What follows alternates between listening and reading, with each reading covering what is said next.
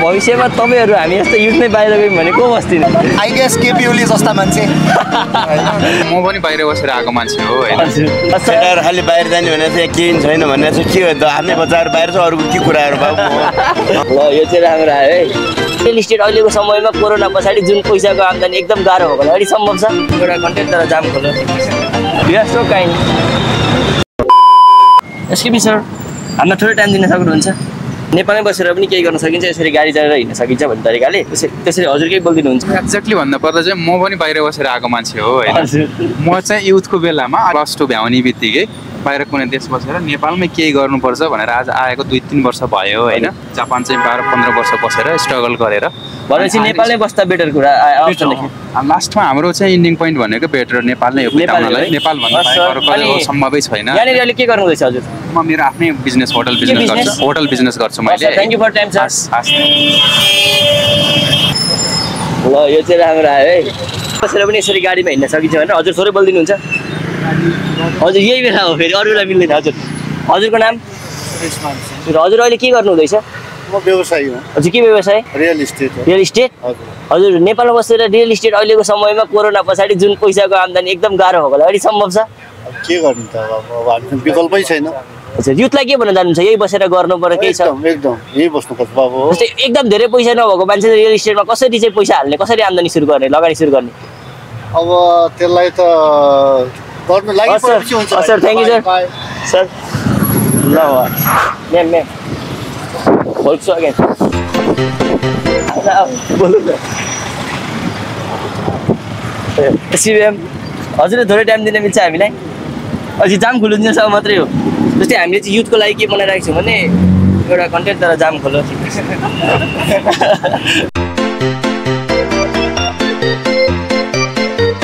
बोल्न खोज्दै थियो जामै खोल्नु बोल्न खोज्दै थियो कि जामै खुलिरहेको अब जाम हुन्छ क्या यो एक्सक्युज सर हामीलाई थोरै टाइम दिन मिल्छ Another one. एक्सक्युज सर हजुरले हामीलाई थोरै टाइम दिन मिल्छ Another one. सी म्याम हामीलाई थोरै टाइम दिन सक्नुहुन्छ यही जामको बेला इग्नोर त धेरै खाइएको छ यो त normal it's a normal thing rejection is injection यही सोधौँ न खोलिँदैन हौ एक्सक्युज म्याम हजुरले हामीलाई थोरै टाइम दिन सक्नुहुन्छ ला खोलियो थ्याङ्क यू जाम खोल्यो यार म्यामले टाइम दिन आँट्नु भएको थियो जामै खोल्यो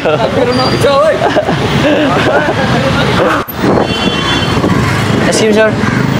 हजुरको नाम मेरो बद्री हरियाल म नुवाकोटबाट आएको हजुरको जब या फिर व्यवसाय मेरो व्यवसाय ठमेला पसल मेरो चाहिँ गार्मेन्ट प्लस अब के भन्छ यही नेपाल बसेपछि पनि राम्रै आम्दानी खतरा हुन्छ किन काम गर्नु पर्यो के वार्षिक हजुरको म्याक्सिमम कति भएको छ वार्षिक मैले 50 लाख माथि तल त्यही 50 लाख माथि नै हुन्छ कहिले तल नै हुन्छ 2 लाख नै हुन्छ अहिले पनि नेपाली युथलाई चाहिँ यही बसेर केही गर्न सकिन्छ भनेर कसरी मोटिभेसन सन्देश दिन सक्नुहुन्छ अनि यहाँ बसेर काम गर्नु मेहनत गर्नु पर्यो के हजुर मेहनत नगरी के पनि हुँदैन यो दुनियाँमा हजुर केटाहरु खालि बाहिर जाने भने चाहिँ केही छैन भन्ने चाहिँ के हो त आफ्नै बच्चाहरु बाहिर छ अरूको के कुराहरु बाबु अरे यही बसेर केही गर्न सकिँदैन गर भन्छु मेरो बच्चाहरुलाई मान्दैनन् के गर्ने त बच्चाहरुको नि उ छ मैले सम्झाउन नसके हो कि के हो आई डोन्ट नो भाइ sir thank you sir for the time हामीलाई थोरै समय दिन मिल्छ यही जाम भइरहेको बेला हजुरको जब हो कि व्यवसाय के गर्नुहुन्छ हजुर व्यवसाय आफ्नै के सम्बन्धी हैन मेरो आफ्नै ट्रस्ट छ एउटा ट्रस्ट छ हैन हजुरको ट्रस्टको नाम भन्ने सक्नुहुन्छ मालश्री कार्तिक रियल ट्रस्ट हैन अनि त्यसपछि यहाँ बसेर इनफ मनी हुन्छ यो यसरी गाडीमा हिँड्न ओर्न हामी काम गरेको छु डाक्टर हुनुहुन्छ उहाँ हजुर 18 घण्टा दिनको दिनको 18 आवर्स नेपालको युथहरुलाई के भन्न चाहनुहुन्छ त हजुर नेपालको युथहरुलाई पढ्ने बाहिर गर्ने इलम सिक्ने देशमा आएर देश बनाउने बचाउने वार्षिक आम्दानी हजुरको लगभग भनिदिन सक्नुहुन्छ रेन्जमा 50 लाख एबोभ तल छैन म्याक्सिमम कति छ म्याक्सिमम भएको कति छ भन्न मिल्दैन है हस् ma'am thank you ma'am for your time you are so kind sir हामीलाई थोरै टाइम दिन सक्नुहुन्छ हजुर यो नेपालमा बसेर पनि हैन यस्तो यङ उमेरमा कसरी यो कारहरु एफोर्ड गर्न सकिरहनु भएको छ केही भनिदिन सक्नुहुन्छ यहाँ बसेर पनि एफोर्ड गर्न सकेको त होइन हजुर अब यो दाईको गाडी मागेर आज साथीभाइ घुम्न आउने दिन यसो ए हो हस् सर थ्याङ्क यू सर दाइ के गर्नुहुन्छ हामीहरू सबजना स्टुडेन्ट हो काठमाडौँ युनिभर्सिटी केहुको ए के छ अनि भविष्यमा नेपालमै बस्ने विचार छ कि बाहिर अब जान्छ हाम्रो यहाँ पाकिस्तानी साथीहरू छ भुटानी साथीहरू छ नेपाली साथीहरू छ होइन अब हाम्रो यो जे होस् एसियाकै काम गर्ने तर यहाँ बस्ने कि नाइ चाहिँ ठेगान छैन ठेगान छैन भनेपछि देशमा अब भविष्यमा तपाईँहरू हामी जस्तो युथ नै बाहिर गयौँ भने को बस्दिने आई गेस केपी ओली जस्ता मान्छे हस् sir thank you for your time हेर त गाइज गाडी नभएको अवस्था कारै नभएको अवस्था यार गाह्रो पऱ्यो यार अलिक कार चाहियो जाम चाहियो कार चाहियो गाइज